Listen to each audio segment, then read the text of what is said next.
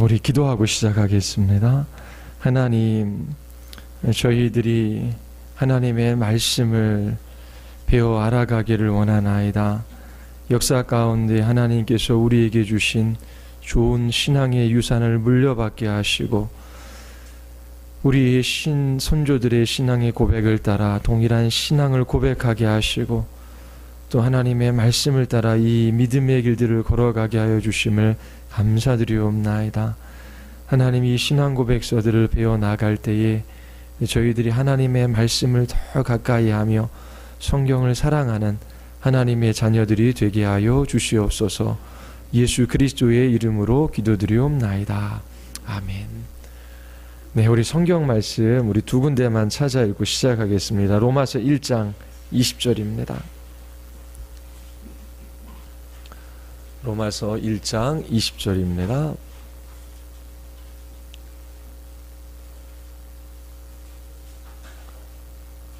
예, 우리 같이 함께 읽겠습니다. 창세로부터 그의 보이지 아니하는 것들 곧 그의 영원하신 능력과 신성이 그가 만드신 만물에 분명히 보여 알려졌나니 그러므로 그들이 핑계하지 못할지니라. 자, 우리 히브리서 1장입니다. 히브리서 1장 1, 2절입니다.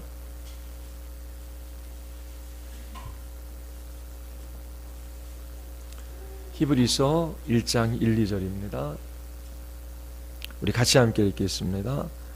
옛적의 선지자들을 통하여 여러 부분과 여러 모양으로 우리 조상들에게 말씀하신 하나님이 이 모든 날 마지막에는 아들을 통하여 우리에게 말씀하셨으니 이 아들을 만유의 상속자로 세우시고 또 그로 말미암아 모든 세계를 지으셨느니라.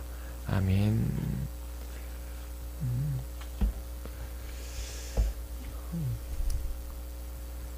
제가 어렸을 때 같이 신앙생활 하던 저보다 4살 많은 이제 누나가 있었습니다.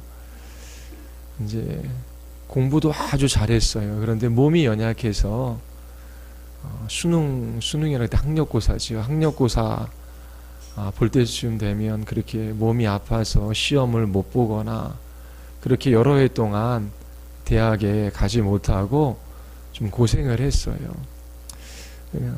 그러다가 이제 약대를 들어갔습니다. 약대를 졸업하고 이제 약국에 다니게 됐어요. 근데 마음속에 뭐 결혼을 하고 싶은 생각이 그렇게 크게 들었습니다. 근데 이제 그 어떠한 일들이 있었는지는 다는 모르지만은 어렸을 때 신앙도 너무 좋았거든요. 그런데 아주 육체적으로 많이 아픈 상황 속에서 이제 저에게 전화를 해서 거의 한 10여 년 만에 이제 만나자라고 하는 연락이 왔습니다. 이제 가보니까 얼굴 한쪽이 이제 괴사되고 있었어요. 그런데 이거를 치료할 수 있는 길들이 별로 없는데 그때 한 1,500만 원짜리 뭐 주사인가 그거를 이제 맞아야 될까. 근데 뭐 임상 실험 중인 주사도 있고 어떻게 해야 될지 막 고민하면서 이제 본인 이야기를 했습니다.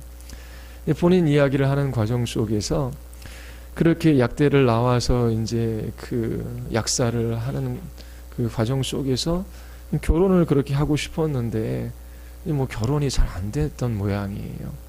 그런데 이제 이분이 찾아간 곳이 이제 점집이에요. 그래서 한번 물었겠지요. 뭐 결혼을 할 수 있느냐 없느냐 어떻게 하면 되겠냐. 제가 볼 때는 신앙이 그렇게 없었던 분이 아니거든요. 그리고 제가 만났을 때도 그렇게 신앙이 없는 것처럼 보이진 않았어요. 그러면서 묻다가 이제 성형수술을 하게 된 겁니다. 턱을 깎았어요. 미운 얼굴이 아니었거든요. 턱을 깎고 수술을 했는데 그게 아마 이제 부작용이 일어났던 모양입니다. 그래서 얼굴 한쪽에 이게 괴사되는 이제 그러한 상황이었어요. 이제 제가 그 얘기를 다 듣고 하나님께서 분명히 이 자매에게 말씀하고자 하시는 것이 있구나. 하나님께서 뜻하신 바가 있구나. 그런데 저한테 묻는 것은 그 1,000만 원이 넘는 주사를 맞아야 될지 말아야 될지 이제 그걸 묻고 싶어서 이제 이야기를 하는 거였어요. 인생을 살아가다 보면 어려운 일들을 만나지요.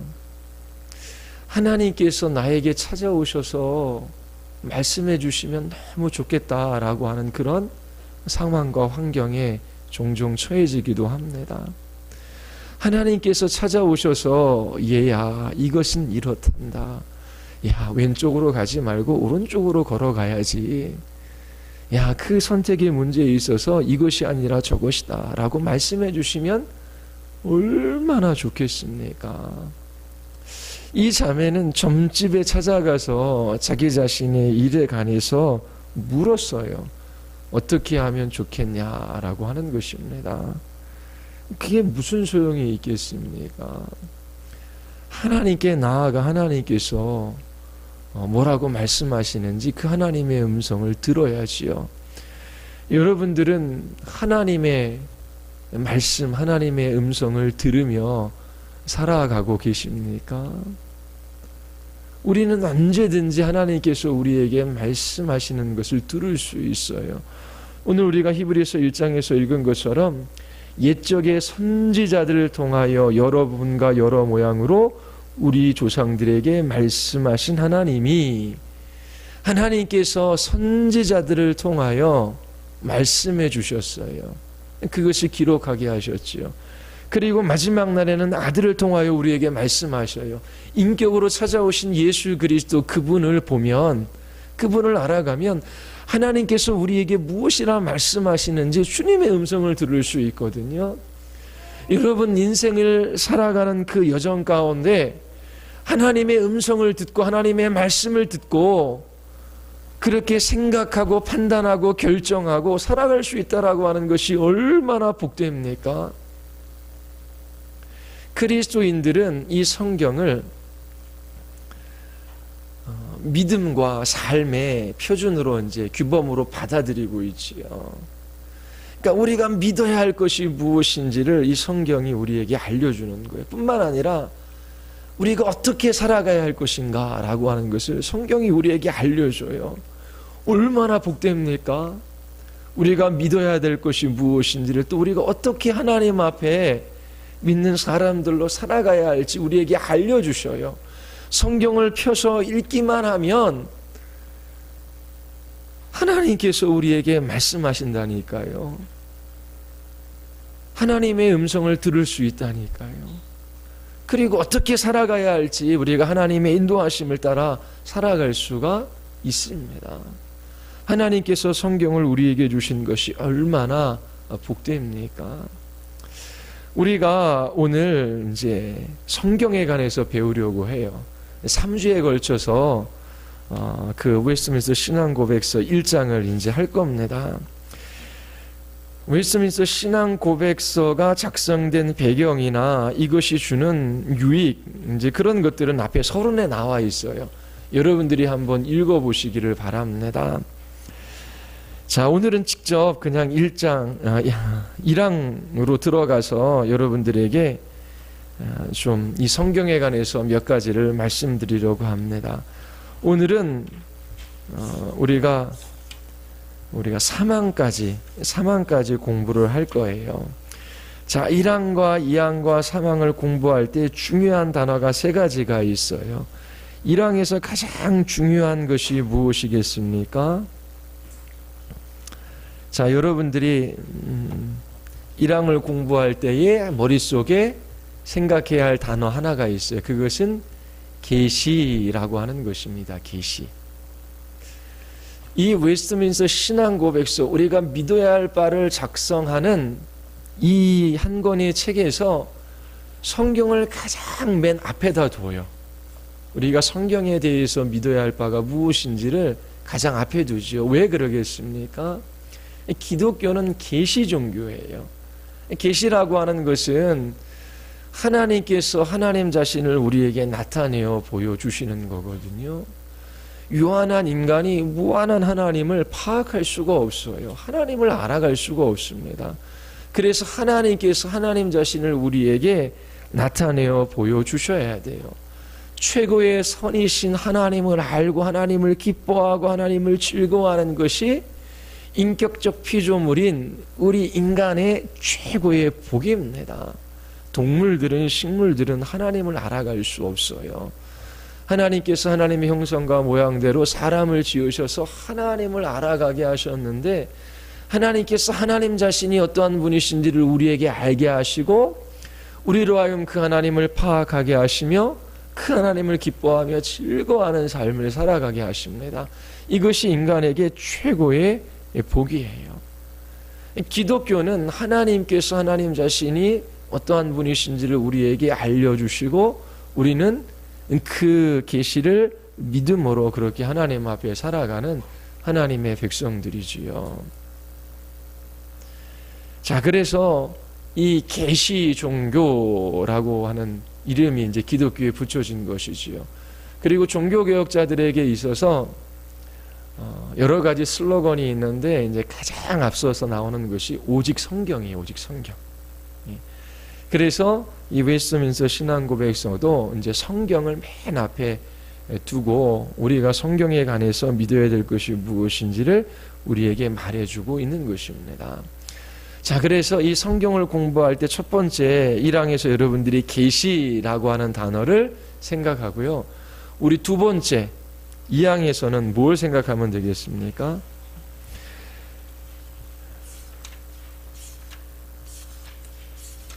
자, 2항. 2항에 보면 성경 목록이 나와 있지요. 이거를 뭐라고 얘기합니까? 정경이라고 합니다. 정경. 자, 그래서 여러분들이 두 번째 2항에서는 정경이라고 하는 단어를 기억하면 돼요. 자, 그러면 이제 그런 질문들이 생길 거예요. 신구약 합쳐서 몇 권이죠? 66권인데 이게 어떻게 우리가 정경으로 받아들이게 됐는가? 구약의 39권을 정경이라고 이렇게 받아들이는데 그 기준이 무엇인가? 또 신약 27권을 정경으로 우리가 받아들이잖아요. 그러면 이것을 정경으로 받아들이는 그러한 근거가 어디에 있는가? 이제 그런 것들이 궁금한 겁니다. 그리고 이 정경 외에 다른 성경이 주어지지 않아요. 그래서 이 66권에서 빼거나 더할 수가 없어요. 하나님께서 우리에게 계시하신 이 계시의 기록인 이 성경이 이제 완성되어진 것입니다. 이 2항에서는 정경이라는 단어를 기억하시고요. 3항.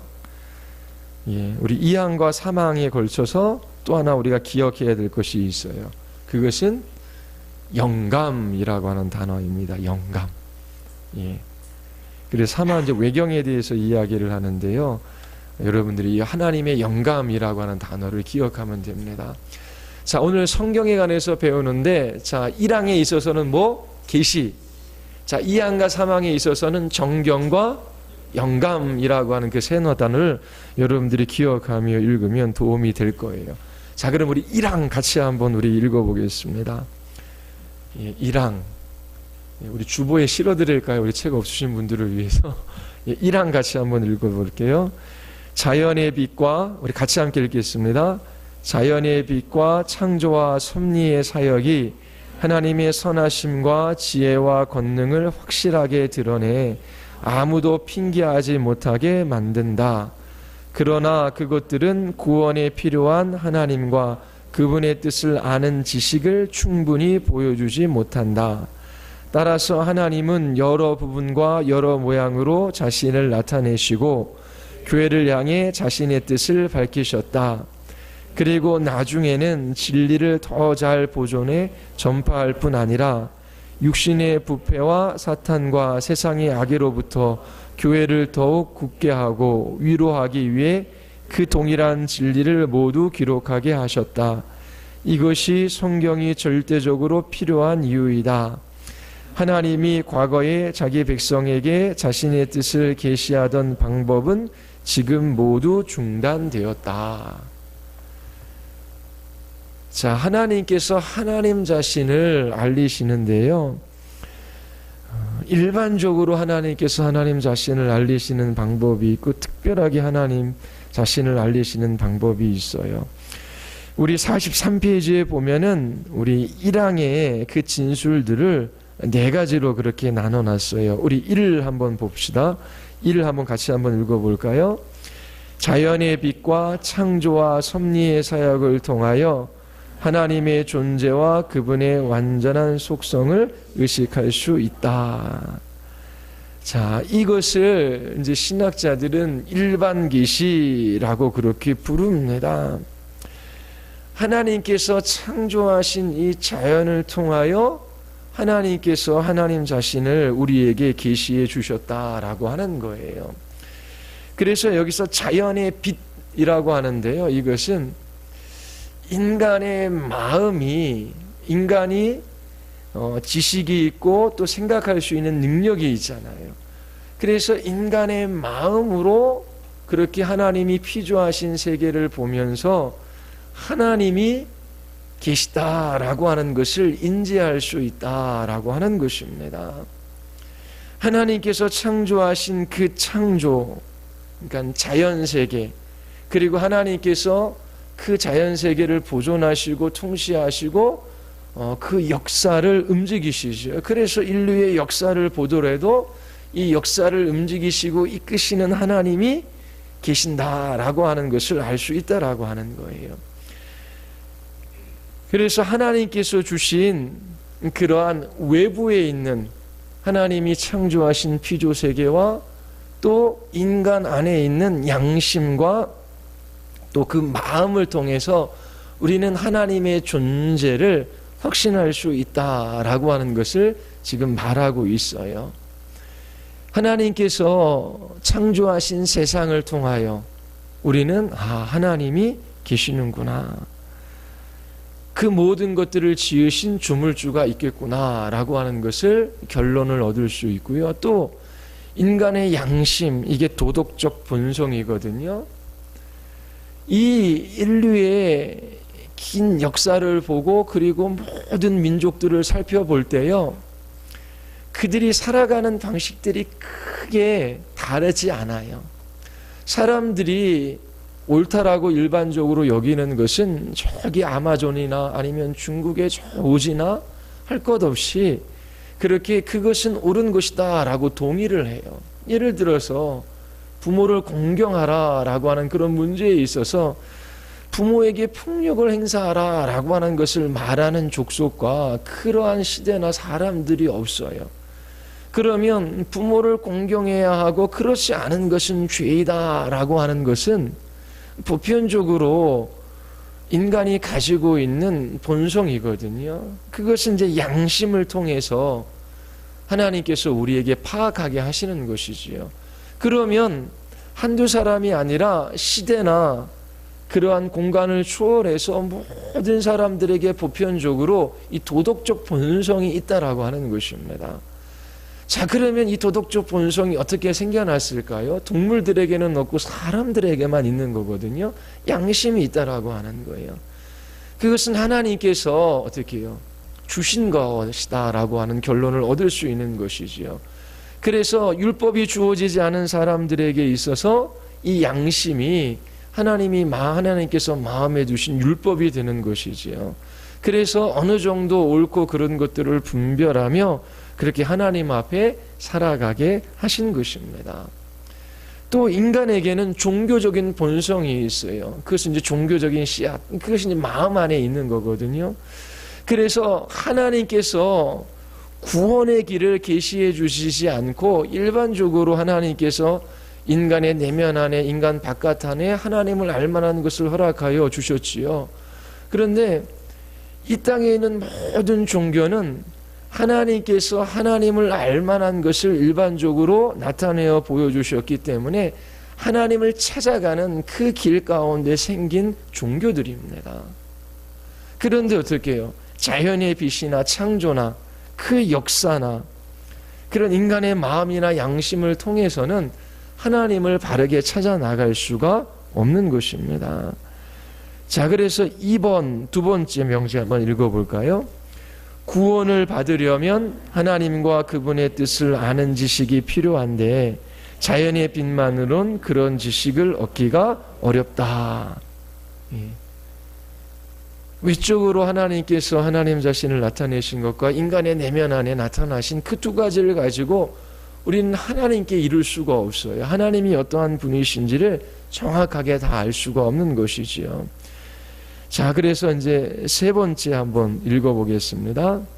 하나님은 자신의 뜻을 보여주시는 초자연적인 계시를 교회에게 허락하시기를 기뻐하셨다. 자, 그래서 이렇게 초자연적인 계시, 하나님께서 특별히 인간이 하나님께 이룰 수 있는 길, 구원을 얻을 수 있는 그러한 길들에 관해서 하나님께서 이 역사 가운데 하나님께서 찾아오셔서 나타내어 보여주신 것이지요.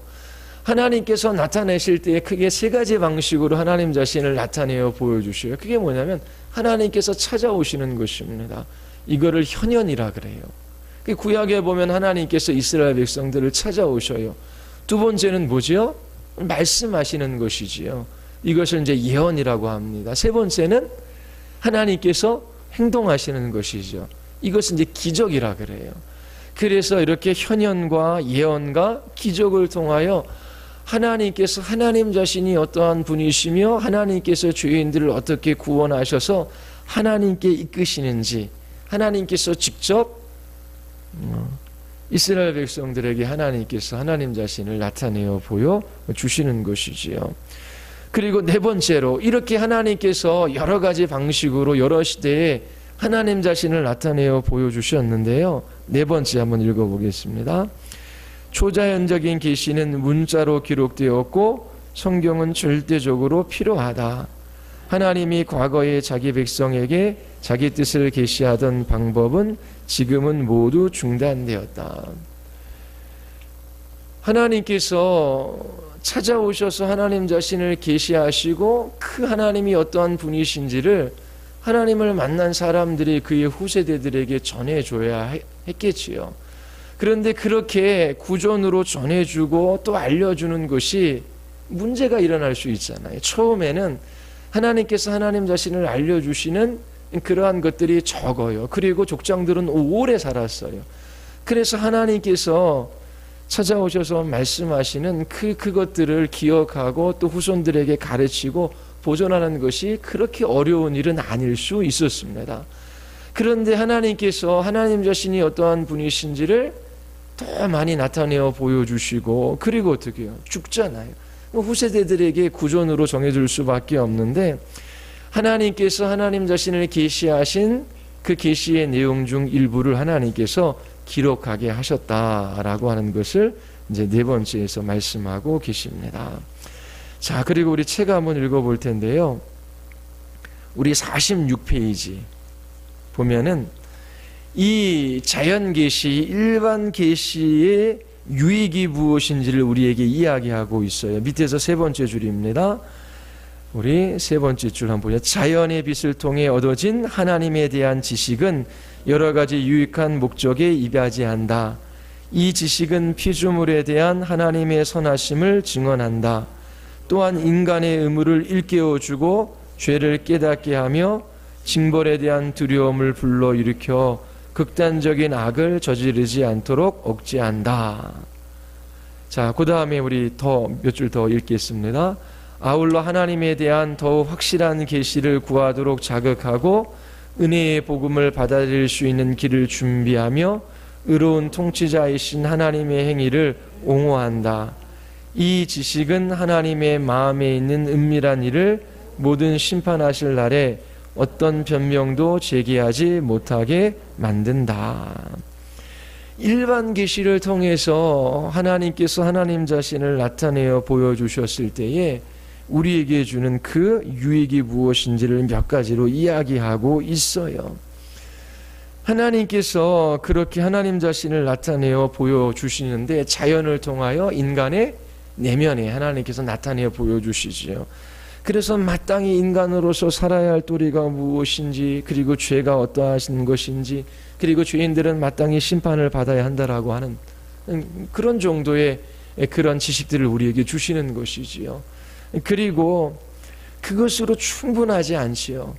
하나님께서 인간의 내면에, 인간 바깥에 하나님을 알만한 것을 주셨는데 그것으로 하나님께 이룰 수 없어요. 그래서 하나님의 은혜의 복음을 받아들일 수 있는 그런 준비의 과정이 되는 것입니다. 자, 이처럼 일반 계시가 주는 유익이 있습니다. 그리고 하나님께서 그렇게 구원에 이르는 특별한 그러한 계시를 우리에게 주셨어요. 우리 50페이지 우리 한번 읽어볼게요. 자, 50페이지 우리 마지막 단락 위에서 세 번째 줄 하나님은 교회가 같이 한번 읽어보겠습니다. 하나님은 교회가 아직 온전하지 않았을 때는 기록된 말씀 없이 직접 자기 백성을 가르치셨다. 하지만 지금은 그때와 같은 방법으로 그들에게 그 뜻을 알리시지 않으신다. 이것이 성경 곧 기록된 말씀이 절대적으로 필요한 이유이다. 성경이 없으면 교회는 불확실한 전통과 구전에 의존할 수밖에 없다. 그러나 기록된 말씀은 교리들을 판단하는 확실한 잣대이자 어둠을 비추는 빛이다. 예, 보십시오. 이렇게 하나님의 기록된 계시의 말씀이 우리에게 주어지지 않으면 불확실한 전통, 그리고 사람들의 말로 이어지는 구전에 의존할 수밖에 없는 것이지요. 그러면 하나님을 제대로 신앙할 수가 없어요. 하나님께서 우리에게 기록된 계시의 말씀을 주셨기 때문에 그 말씀에 비추어 우리는 이 믿음의 삶을 살아갈 수 있게 된 것입니다. 그리고 한번 2장을 한번 보십시오. 2장. 2장에 보면 자, 성경적 기록된 말씀에는 신구약에 있는 모든 책이 포함된다. 그 책은 다음과 같다. 구약과 신약의 목록이 있어요. 그리고 우리 51페이지에 보면 이 모든 책은 하나님의 영감을 통해 믿음과 삶의 규칙으로 주어졌다. 자, 이 책이 어떻게 하나님의 영감을 통해, 하나님의 영감을 통해서 기록된 그 성경에 대해서 우리가 지금 이제 배우고 있는 것입니다. 그리고 우리 3장 같이 한번 읽어볼까요? 흔히 외경으로 불리는 책들은 하나님의 영감으로 주어진 것이 아니기 때문에 성경에 포함되지 않는다. 따라서 하나님의 교회 안에서 인간이 쓴 다른 글들에 비해 더 권위를 지닌 것으로 인정될 수 없고 또 사용될 수 없다. 자, 그러면 이제 66권이라고 하는 정경이 우리에게 주어졌어요. 이 정경이라고 하는 것은 신적인 권위를 가지고 우리의 신앙과 생활의 규범이 되는 성경의 목록입니다. 카논이라고 하는 표준이라고 하는 그런 의미를 가지고 있지요. 자, 그러면 구약 성경이 어떻게 정경으로 그렇게 확정될 수 있었느냐라고 하는 것입니다. 그때 이제 두 가지 질문에 합해야 돼요. 하나는 뭐냐면 저자가 선지자이며 예언의 은사를 받은 사람인가라고 하는 것입니다. 구약 성경은 누구에 의해 기록되어져요? 선지자에 의해 기록되어진 거예요. 자, 그러면 선지자의 기준이 있을 거 아닙니까? 선지자의 기준은 세 가지를 이야기합니다. 선지자는 어떻게 해요? 자기 자신의 말이 그 참된 종교와 이제 일치해야 되는 것입니다. 말하는 것이요. 그리고 그 예언이 성취되어져야 돼요. 그리고 기적을 행하게 되는 것이지요.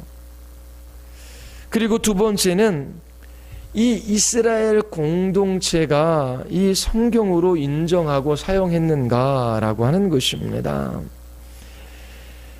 선지자들을 통하여 기록되어진 것, 그리고 하나님의 백성이 받아들이는 것, 그리고 또 우리 신약에서 보면은 그리스도께서 이 구약에 대해서 인정해 주십니다.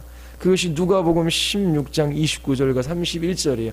집에 가서 여기 붙어있는 성경 구절들을 한번 찾아보십시오. 예수님께서 그렇게 모세가 쓴 글, 그리고 예언서, 선지서, 선지자들이 쓴 글, 그 다음에 성문서, 시편, 그것에 대해서 이게 성경으로 예수님께서 말씀하고 계셔요. 그래서 이처럼 이 66권이 정경으로 확정되어진 것은 그 표준이 있는데 선지자들에 의해 기록되어졌는가? 그리고 이 이스라엘 백성의 공동체 속에서 이 성경이 받아들여지고 있는가? 그리고 이제 주님께서 이 66권을 인정해 주신 것을 우리가 이제 찾아볼 수 있습니다. 그래서 구약의 정경으로 확정된 거예요. 그래서 이 구약의 39권은 이미 유대인들이 하나님의 말씀으로 받아들이고 그렇게 이제 그들 공동체 안에서 사용했던 거예요. 자, 그러면 신학은 어떻게 이제 정경으로 확정되어졌냐면 AD 367년에 아타나시우스라고 하는 사람이 이 27권을 발표하게 됩니다. 자, 그래서 로마 교회는, 로마 카톨릭은 교회가 이 66권을 정경으로 정했다. 그래서 이 성경의 권위 위에 누가 있어요? 교회가 있어요.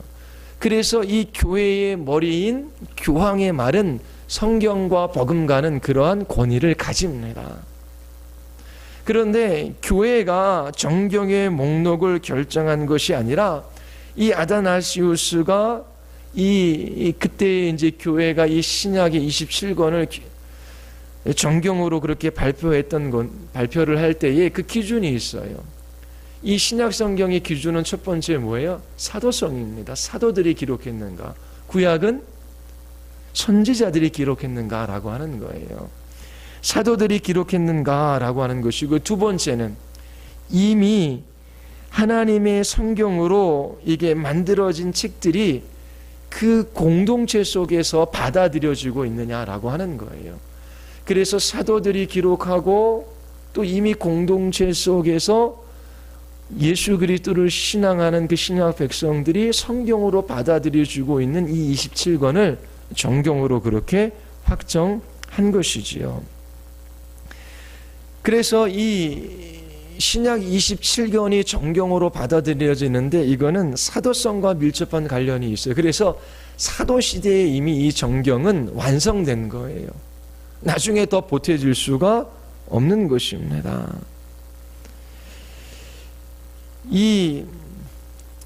근데 이제 이 신약에 보면은 사도들이 쓰지 않은 성경이 있어요.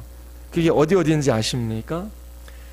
그러니까 이 사도들이 쓴 것과 또 사도들과 함께 동역했던 사람, 또 사도와 밀접한 관련이 있는 사람이 쓴 것이 5권이 들어가 있어요. 첫 번째가 마가복음입니다. 마가는 베드로의 동역자예요. 베드로와 함께 했던 사람입니다. 근데 이 사도와 밀접한 관련이 있어요. 그리고 또 뭐가 있죠? 누가복음, 사도행전. 이 누가는 누구와 동역했죠? 사도 바울. 바울과 함께 했던 사람입니다. 그리고 야고보서는 어떻게 되죠? 예수님의 동생.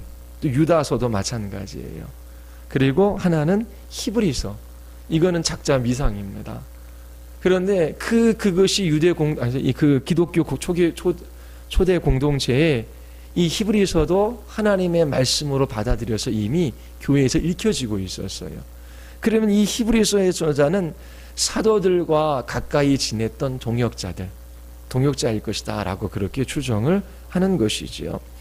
자, 그래서 하나 중요한 것은 정경의 목록이 이미 정해져 있다라고 하는 것입니다. 그래서 성경을 빼거나 더할 수가 없어요. 신사도 교회가 있고 또 요즘에도 뭐 사도들이 있다라고 하는 얘기들이 있지 않습니까? 그래서 하나님께 뭐 말씀을 받았다, 뭐 하나님의 말씀이다라고 하는데 다 거짓입니다. 우리가 개인적으로는 이 성경이, 이 정경이 완성되었다라고 하는 이것을 받아들이잖아요. 근데 받아들이는 사람의 태도가 어때야 되냐면 자신이 좋아하는 성경만을 읽는 것은 어떻게 해요? 이 정경을 축소하는 거예요. 여러분 성경 66권 창세기서부터 요한계시록까지 어떻게 해요? 다 읽으십니까? 요즘 수요일날 성경 공부하잖아요. 창세기부터 요한계시록까지 그 하나님의 구속사가 면면이 흐르고 있는데 이 성경 속에서 하나님께서 구원하시는 그 영광을 보고 또 하나님께서 말씀하시는 것이 무엇인지를 이렇게 하나하나 읽고 파악하고 알아가고 계십니까? 아니면 읽는 성경만 읽잖아요. 그렇죠? 그런 것처럼 내가 어떤 성경을 읽지 않고 어떤 성경은 읽고 그리고 어떤 성경의 주제는 관심이 있고 어떤 것은 관심이 없어요. 그러면 그것은 우리가 이렇게 하나님 이 66권을 정경으로 믿고 받아들이는 그 믿음이 훼손되어지는 것이죠. 정경을 축소하는 일이 되는 것입니다. 또 어떤 분은 이미 하나님의 말씀에 이 기록이 완성되어졌어요. 그런데 자기 자신의 생각이나 느낌, 성령께서 말씀하셨다고 그러면서 직통계시라 그러지요. 그 말씀하셨기 때문에 나는 그 말씀을 따라 살아간다라고 하는 사람이 있어요. 제가 그 안산에 있는 큰 교회에 갔을 때 거기 권사님이 그런 말씀을 하시더라고요. 목사님이 강단에서 아무리 하나님의 말씀을 선포해도 성령께서 내게 말씀해 주시지 않으면, 내가 경험한 것이 아니면 나는 따라가지 않는다. 그러면서 자기 자신의 생각이나 느낌을 중요하게 생각하는 사람이 있습니다. 이것도 성경의 정경성을 훼손하는 일이지요. 자, 그래서 이 정경이 완성되어졌다. 더하거나 뺄 수 없다. 그리고 66권은 완전한 하나님의 말씀이지요. 그래 다 소중하고 중요한 거예요. 어떤 것들은 잘 읽히고 어떤 것들은 잘 읽히지 않을 수 있어요. 그리고 왜 이런 성경이 있는지 우리는 의문을 들 수 있어요. 에스더서 같은 경우에도 하나님에 관한 이야기가 하나도 안 나와요. 그런데 그것이 정경 속에 들어있어요. 그러면 하나님께서 그렇게 교회를 통하여 역사를 통하여 우리에게 하나님의 말씀으로 주신 분명한 목적이 있을 거 아니에요. 그래서 성경 전체를 읽고 그렇게 배워가는 일들이 필요한 것입니다. 자, 하나의 주제만 하고 마칠게요. 하나는 성경의 영감성입니다. 이 영감성은 이제 무엇성과 관련이 있어요. 성경은 오류가 있다 없다. 오류가 없다라고 하는 거예요. 구원에 있어서 교리에 있어서만 뿐만 아니라 어떻게 해요? 역사에 있어서 지리에 있어서 성경은 과학적인 책은 아니지만 과학적 사실에 있어서도 오류가 없다라고 하는 것입니다. 그렇게 오류가 없는 이유가 무엇입니까? 성령의 감동으로 하나님의 순결로 기록되어졌기 때문에 그래요. 성경은 영감된 책이지요. 성령께서 그렇게 저자들을 영감시키셔서 이 책들을 이제 기록하게 하신 것입니다. 그래서 교리반 배우신 분들 영감 교리에 관해서 사람들이 주장한 세 가지가 있죠. 하나가 뭐예요? 하나가 기계적 영감. 하나님께서 어떻게 해요? 야, 받아 써라.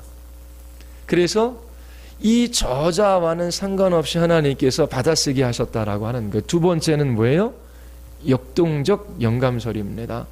이거는 소설가나 시인이 어떻게 해요? 어떠한 영적인 직관들, 그래서 무엇인가 마음속에 이렇게 깨달아지고 이해되어지는 것이 있잖아요. 영적인 직관과 통찰력, 그런 것들을 주셔서 기록하게 하셨다라고 하는 것입니다. 근데 우리가 믿는 성경에 대한 영감 교리는 뭐예요? 유기적 영감설입니다. 성령께서 성경 저자의 인격적인 특성을 모두 사용하셔서 이렇게 하나님의 말씀을 기록하게 하셨다라고 하는 것입니다. 초자연적인 감화를 통해서 인간적인 오류에 빠지지 않도록 그렇게 이것을 기록하게 하셨다라고 하는 거예요. 인간은 연약해요. 그래서 글을 쓰거나 말을 할 때에 오류가 나타날 수밖에 없어요. 성경은 인간이 기록했다라면 어떻게 해요? 오류가 있을 수밖에 없어요. 인간은 완전하지 않기 때문에 그래요. 그런데 어떻게 해요? 이 성경은 인간이 기록한 책이기도 하지만 어떻게 해요? 하나님의 책이기도 해요. 하나님께서 어떻게 해요?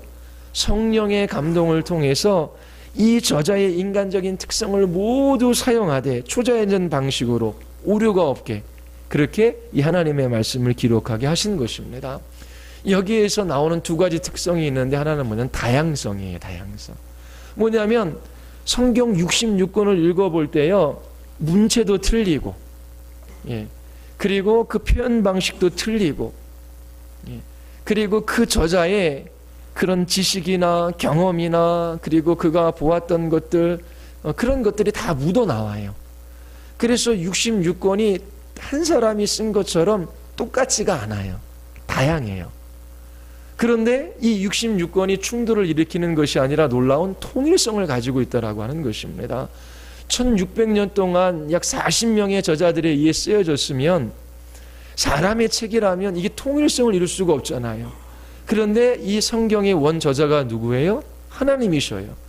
그래서 이 성경은 어떻게 통일성을 가지고 있는 것입니다.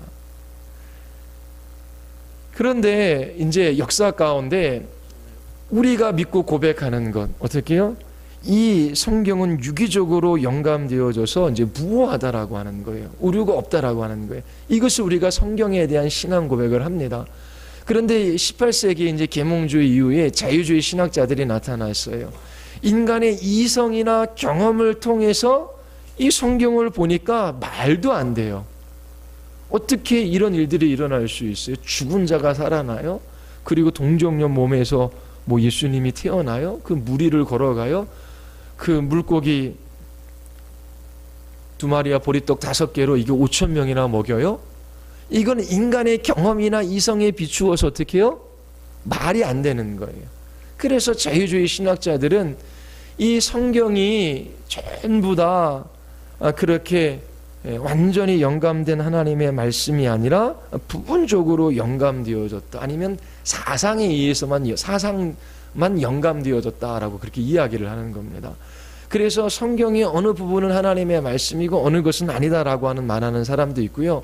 그리고 그것이 역사적인 사실이냐 아니라고 하는 것은 중요한 것이 아니라 성경에서 나타내는 그 사상이 중요하다. 이 사상만 영감되었다라고 그렇게 주장을 하게 되는 것이지요.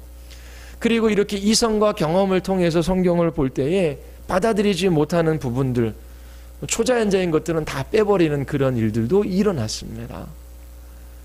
그래서 뭐 저 어렸을 때 말씀드릴 때 그런 얘기도 하시는 분도 있었어요. 오병이어의 기적.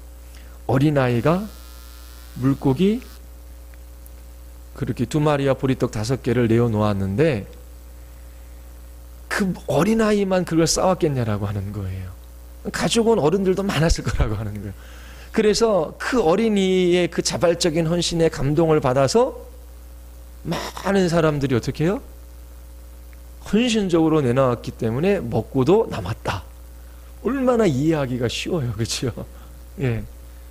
그리고 얼마나 큰 감동을 줄 수 있어요. 어떻게 해요? 자, 이처럼 작은 어린아이가 헌신한 것처럼 그렇게 여러분들의 작은 헌신을 통하여 하나님께서 큰 일을 이루실 수 있다. 그러니까 이게 이성적이고 경험적이니까 쉽게 마음에 오고 받아들일 수가 있는 거예요. 이제 성경을 그렇게 성경이 어떻게 해요? 오류가 없는 것이 아니라 그리고 그것이 완전히 영감된 것이 아니라 부분적으로 사상적으로 영감되어져 있기 때문에 그러한 설교들이 나오는 것입니다. 그리고 나중에는 이제 진보주의 복음주의자들이 뭘 이야기하냐면 성경에 불호를 무호가 아니라 불호를 주장합니다. 이게 뭐냐면 성경의 교리나 구원 역사에 대한 가르침은 무호하지만 역사나 지리나 과학적 사실과 관련된 그런 것들은 어떻게 해요? 오류를 내포할 가능성이 있다라고 하는 거예요. 교리와 구원의 역사에 대한 가르침만 무호하다, 오류가 없다. 나머지는 오류가 있을 가능성이 있다라고 이야기를 합니다. 그런데 우리가 이 웨스트민스터 신앙 고백서도 그렇고 장로교에서 우리가 이 성경에 대해서 고백하는 부분은 완전 축자 영감입니다. 모든 성경이 영감되어졌지요. 그리고 단어 선택 하나하나까지도 영감되어졌다라고 하는 것을 우리는 신앙으로 이제 고백을 합니다. 여러분, 서두에서 말씀드린 것처럼 하나님의 음성을 들을 수 있는 것은 얼마나 놀라운 일입니까? 그렇죠? 근데 그리스도인들은 하나님께서 주신 그 믿음이 있는 사람, 생명이 있는 사람들은 이 성경을 하나님의 말씀으로 받아요. 어떻게? 무호한 하나님의 말씀으로 받지요. 그러면 하나님께서 지금도 우리에게 말씀하시는 거예요. 그래서 우리가 믿어야 할 바가 무엇이며 어떻게 살아가야 할지 그 삶의 규범에 관해서 우리에게 가르쳐 주셔요. 그러면 이 말씀을 읽고 연구하고 이 말씀을 푯대로 사용하여 우리가 하루하루 살아가는 것은 얼마나 복됩니까? 이 세상에 있는 사람들은 자기 자신의 이성이나 경험이나 세상의 사상이나 가치를 중심으로 해서 그렇게 그 길들을 걸어가요. 근데 그 길은 생명의 길이 아니에요. 인생의 기원도 의미도 가치도 목적도 우리가 가는 곳이 어디인지도 잘 몰라요. 그런데 하나님께서 알려주셨잖아요. 하나님이 누구이시며 인간이 누구이며 하나님이 창조하신 세상이 있고 이 세상 가운데 우리가 어떻게 살아가야 하며 우리에게 주신 약속의 나라가 어떠한지. 그래서 우리가 이 땅에 두 발을 딛고 살아가는 모든 인생의 날 동안에 성경이 우리의 발에 등불이 되는 것이지요. 그래서 한 걸음 한 걸음 이 말씀을 따라 치우치지 아니하고 하나님이 기뻐하시는 믿음의 길들을 걸어갈 수 있게 되는 거예요. 어떻게 말씀을 읽으십니까? 연구하십니까? 그리고 인생이 괴롭고 힘들어요. 그리고 어떻게 살아갈 줄을 몰라요. 그때 하나님의 말씀 앞에 나아가서 읽고 기도하며 하나님, 나에게 하나님의 기뻐하시는 뜻이 어디에 있는지를 알려주십시오. 하나님, 내 걸음걸음들을 붙들어 주시옵소서. 하나님, 제가 어디로 가야 할지, 무엇을 선택해야 할지. 그렇게 성경을 읽고 하나님께 물으며 기도하며 그렇게 하나님 앞에 걸어가는 그 인생이 얼마나 복되겠습니까? 이 하나님의 말씀은 우리 영혼을 소성케 해요. 지혜롭게 해요. 우리에게 힘과 능력, 우리를 힘있게 하고 능력 있게 해요. 하나님 앞에 이 믿음의 길들을 걸어가게 하는 그러한 놀라운 은혜가 이 말씀으로부터 우리에게 주어집니다. 자, 다음에도 이제 계속 같이 할 텐데요. 어려울 수 있어요. 근데 계속 반복적인 얘기잖아요. 그렇죠? 그래서 여러분들이 이 말씀을 읽고 생각을 하십시오. 그리고 성경에 대해서 내가 무엇을 고백하는가, 그리고 그 고백하는 것을 따라 믿는 바를 따라서 내가 행하는가, 너무나 중요한 거예요. 이 말씀 없이 살아가는 인생은 정말 헛될 수밖에 없고, 그리고 여러 가지 거친 인생 가운데 방황할 수밖에 없어요. 여러분들이 말씀 앞에 부지런히 서 나갈 수 있게 되기를 바랍니다. 우리 같이 한번 우리 기도하겠습니다. 우리 기도할 때 하나님, 이 땅에 해야 될 것들이 많이 있지만 하나님을 알아가는 것, 이것이 인생의 분분이며 가장 큰 복임을 우리에게 말씀해 주셨습니다. 하나님, 이 진리의 말씀을 바르게 깨달아 알아가게 하여 주시옵소서. 한 주간도 하나님의 말씀을 가까이 하게 하여 주시옵소서. 우리의 마음이 말씀에 기울어지게 하여 주시옵소서. 우리 같이 한번 우리 하나님 앞에 우리 기도하시겠습니다.